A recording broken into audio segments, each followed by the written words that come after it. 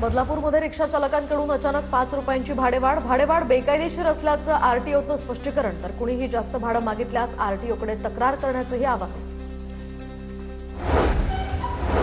सिंधुदुर्गच्या कणकवलीमध्ये पर्यटन महोत्सवाचं आयोजन, तर यामध्ये विविध परंपरांचं दर्शन घडवणारे तब्बल 17 चित्ररथ असलेली शोभायात्रा यासह अनेक सांस्कृतिक आणि मनोरंजनात्मक कार्यक्रमांची सुद्धा रेलचेल. रत्नागिरीमध्ये मायनिंग विरोधात केळशी ग्रामस्थ आक्रमक, तर सुरुंगांसाठी स्फोटांचा नागरिकांना प्रचंड त्रास. 26 जानेवारीला उपोषणाचाही इशारा.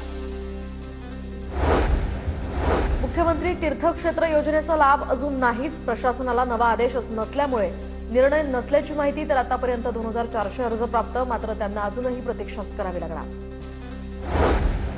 पश्चिम रेल्वेच्या डहाणू ते घोलवड या रेल्वेची वाहतूक विस्कळीत, तर ओव्हरहेड वायर तुटल्यामुळे मुंबईकडे येणाऱ्या लांब पल्ल्याच्या गाड्यांचं शेड्यूल बिघडलं. नाशिकच्या मध्यवर्ती कारागृहात मोबाईल आढळल्यामुळे खळबळ. जमिनीमध्ये पुरून ठेवला होता मोबाईल कैद्यानं लपवला की कारागृहातील कर्मचाऱ्यानं याचा शोध सुरू. सोलापूरच्या दुहेरी जलवाहिनीसाठी राज्य शासनाकडून 89 कोटी रुपयांचा निधी वितरित करण्याचे आदेश. सोलापूरचे आमदार देवेंद्र कोठे यांच्या पाठपुराव्याला यश.